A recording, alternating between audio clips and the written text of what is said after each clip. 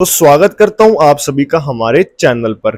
आज मैं आप लोगों के लिए कोई रिव्यू नहीं लेकर आया हूं, बल्कि आज की वीडियो में मैं आपको बताने वाला हूं हीरो स्प्लेंडर प्लस के मई 2026 के अंदर सभी वेरिएंट्स के on road price, ex showroom price और आप लोग को आज की वीडियो में सारी क्लैरिटी मिल जाएगी कि आप लोगों के लिए कौन सा वेरिएंट बेस्ट रहने वाला है। क्योंकि सभी वेरिएंट्स का मैं आप लोगों को मेजर डिफरेंसेस भी बता दूंगा, जो आप लोगों को मेजर मेन जो सभी वेरिएंट्स के अंदर डिफरेंस देखने को मिलते हैं वो सब बता दूंगा।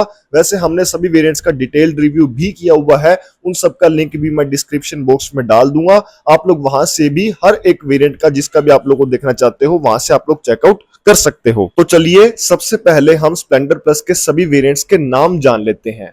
स्प्लेंडर प्लस के वैसे इन्होंने दो सेक्शंस किए हुए हैं। एक आप लोग को नॉर्मल स्प्लेंडर प्लस देखने को मिलेगा, एक आप लोग को स्प्लेंडर प्लस एक्सटेक नाम से देखने को मिलेगा, लेकिन ये है स्प्लेंडर प्लस बाइक ही। स्प्लेंडर प्लस के नाम से जो चार वेरिएंट्स आते हैं उनका नाम है, सबसे पहले आपको सबसे बेस मॉडल मिलेगा ड्रम ब्रेक OBD 2B के नाम से।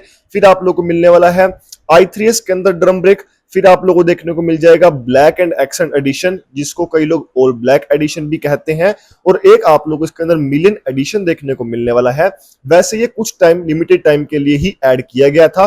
कई शोरूम्स के अंदर आप लोगों को मिल जाएगा, कई शोरूम पर जहां पर स्टॉक खत्म हो चुका है वहां पर ये वेरिएंट अब बंद हो चुका है। जो मैं एक्सटेक के बारे में आप लोगों को बता रहा था, उसके अंदर भी दो वेरिएंट्स आते हैं, स्प्लेंडर प्लस एक्सटेक और स्प्लेंडर प्लस एक्सटेक 2.0। यानी कि ओवरऑल स्प्लेंडर प्लस एक्सटेक 2.0 इसका सबसे टॉप वाला वेरिएंट रहने वाला है।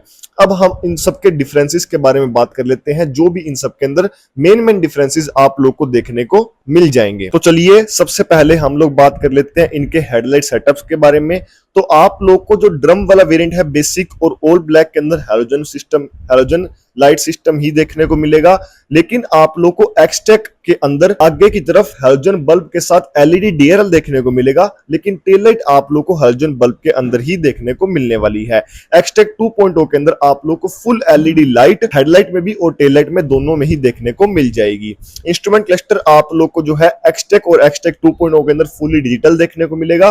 ऑल ब्लैक और ड्रम ब्रेक के अंदर आप लोग को नॉर्मल एनालॉग मीटर ही देखने को मिलने वाला है। तो बात कर लेते हैं ब्रेकिंग सिस्टम की। आप लोग को सभी वेरिएंट्स के अंदर ही ड्रम ब्रेक देखने को मिलने वाली है, लेकिन आप लोग को नॉर्मल एक्सटेक के अंदर अब डिस्क ब्रेक का ऑप्शन भी दे दिया गया है, जो कि कुछ टाइम पहले ही ऐड किया है। लेकिन सबसे टॉप एंड वेरिएंट एक्सटेक 2.0 के अंदर आप लोग को डिस्क ब्रेक देखने को नहीं मिलने वाली है।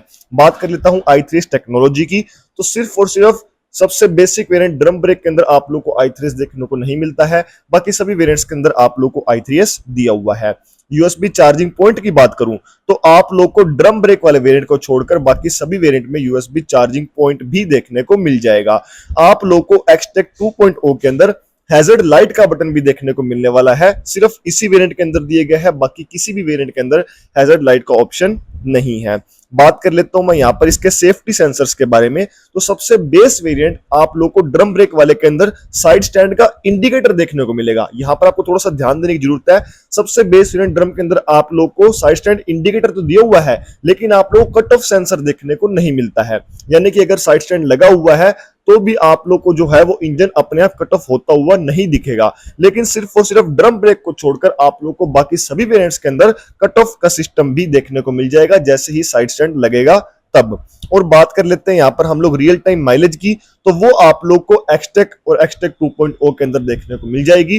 ब्लूटूथ कनेक्टिविटी भी आप लोग को एक्सटेक और एक्सटेक 2.0 के अंदर ही देखने को मिलने वाली है। नॉर्मल ड्रम ब्रेक और ऑल ब्लैक वाले वेरिएंट के अंदर आप लोग को एनालॉग मीटर ही देखने को मिलता है, जिसके अंदर कोई भी ब्लूटूथ कनेक्टिविटी जो है वो प्रोवाइड नहीं करवाई गई है कंपनी वालों की तरफ से। तो मैंने आप लोग को इन सभी वेरिएंट्स के अंदर जो भी मेजर डिफरेंसेस देखने को मिलते हैं वो सभी मैंने आपको डिटेल में बता दिए हैं।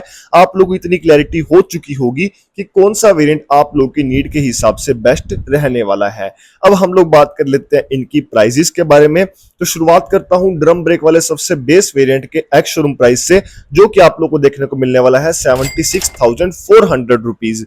बात कर लेता हूं इसके ही ऑनर प्राइस के बारे में, तो लगभग आप लोग को 90,900 रुपीज देखने को मिल जाएगा इसका ऑन रोड प्राइस। बात कर लेता हूं ऑल ब्लैक वाले एडिशन की, तो उसका एक्स शोरूम रहने वाला है 77,600 रुपीज और लगभग ऑन रोड प्राइस रहने वाला है 92,200 रुपीज। बात कर लेता हूं एक्सटेक वाले ड्रम ब्रेक वाले वेरिएंट की, तो वो रहने वाला है 80,200 रुपीज और उसका ऑन रोड लगभग रहने वाला है 94,400 रुपीज।